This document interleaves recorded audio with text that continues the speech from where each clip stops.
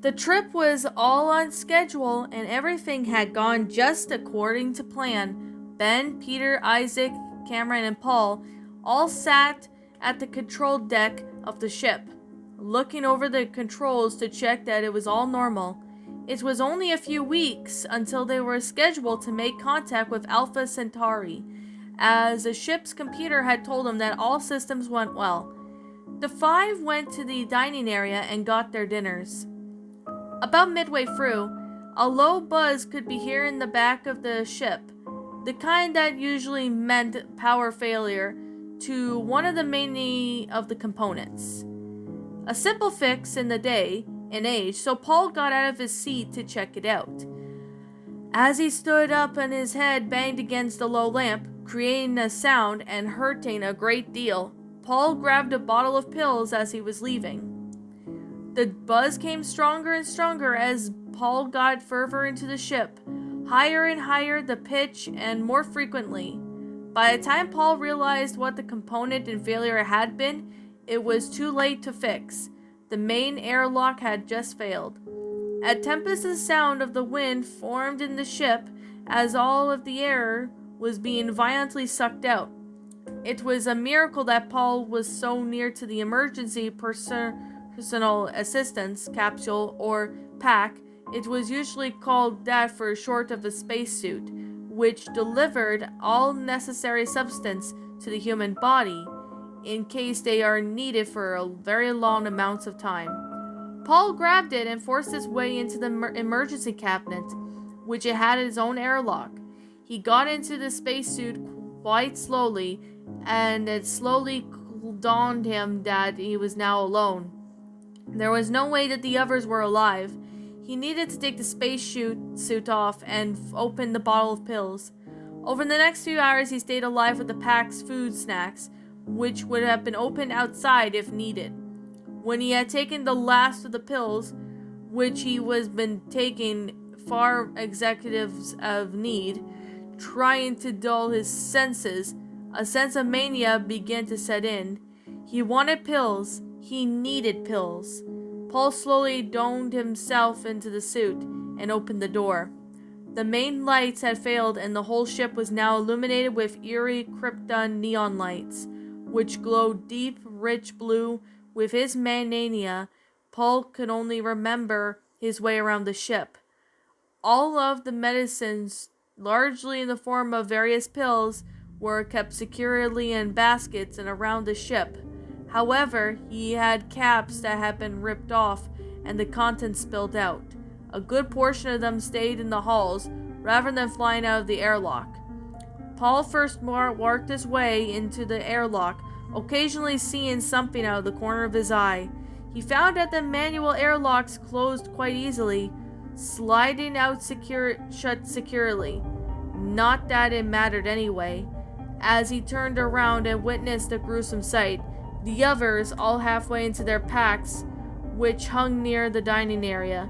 There were many seats all over the ship, and they were quite near death, but somehow they kept alive by the packs. They all approached Paul and they ran in search of more pills. And that, my little pretties, was Pac-Man, a Pac-Man creepypasta. My final thoughts in this story? I gotta say, I actually really do enjoy this story. I've gotta admit, this was an actually really well made creepypasta. Now, I'm gonna sit here and say right now that I just watched Dave's re-narration of the Pac-Man creepypasta. He just re-narrated it like a couple days ago. And I do happen to stumble across his old narration of the story, which he narrated 8 years ago. So that was, September 12th of 2013. And I mean, like, wow. It was actually that long ago. I'm glad he did the old narration of it, back then. And I'm glad he re-narrated the story because it was a good one. I'm not gonna lie, the story of its own self was pretty good. Having it. It's like a pretty interesting of what became of Pac-Man. Paul became Pac-Man while Ben, Peter, Isaac, and Cameron, sorry if I pronounced Cameron with camera, with the ghost characters in Pac-Man. Now, I haven't watched Pac-Man in a really long time, and I did happen to see a couple narrations of it, and I mean, I saw Billy Styler's narration of it, and it was pretty good. And I did watch both of Dave's narrations of this story, and I have to say, it's a good Pac-Man creepypasta. Now, I did see a few other Pac-Man creepypastas, which I am considering and looking into. Because, I haven't played the Pac-Man games in, like, years. Like, I think I used to play the game a lot when I was younger. Like, as a kid, it was actually one of the games that I started playing a lot when I was younger. I mean, it was really good and well made for what this one is. Now, I really have to say right now that Pac-Man was a popular game, but I mean, some of you guys might have remembered it. I know I have remembered it because, I played it a lot. This is actually like a more or less of a fury behind it all on how Pac-Man came to be and all that. I mean, it's believable in a sense. I mean, I really liked how the story went out. It's really well made. Like, there is good grammar, good sentence structuring, storyline, basically everything about it just went out completely well and amazing. So I really have to say it's a fun creepypasta, and it's definitely well made, and I honestly still find this one to be, quite enjoyable for what this one is. I really have to say, if it's a well-made story. I'm not going to deny that now. It's a well-made story. It's definitely well-made, and it's hell of a good story. I mean, like, I tried to find some good other Pac-Man pastas. I mean, some of them were pretty good, and some of them were not that great, but this one actually was pretty good. It's a really good pasta. It was definitely well-made. It's a pretty amazing story. Like, I love how the concept of its own self was pretty well done. I like the good sentence structuring and grammar. I mean, it's really good. I'm not gonna lie. So, I guess with that being the case, and with that being said, yeah, I like how this concept of this story went out. I know I'm kind of repeating myself, but I really have to say, I actually came across this story maybe about a month or so ago. I took a look at it and decided to, bookmark it so I can have a chance to, read it. And I have to say, it's a pretty well made, good creepypasta. It's really good creepypasta. It's really well made and enjoyable. There's definitely a lot of time and effort into it, and I personally really like how it turned out. It's a really well made story. It's really good, and I really found this one to be enjoyable.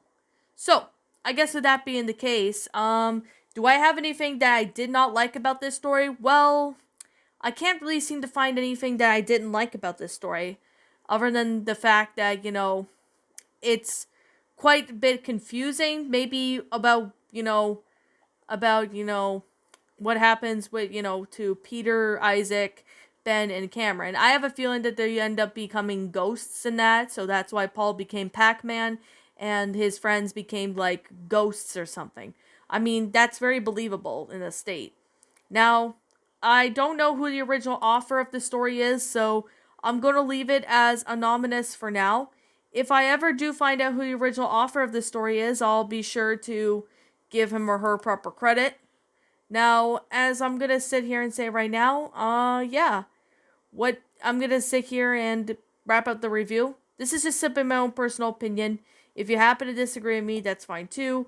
We're all entitled to our own opinions in regards to these creepypastas, and this is simply my own personal thoughts. My final rating of this story would have to be a 10 out of 10.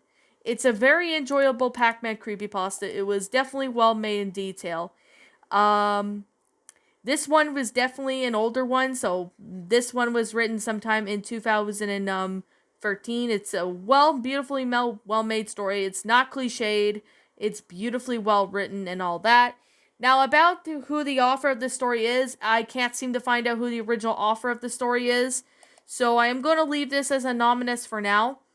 If I ever do find out who the original author is, then I'll be sure to give him or her proper credit. I don't really know who the original author is, but if I do find out who the original author is, I'll be sure to sit there and give him or her proper credit.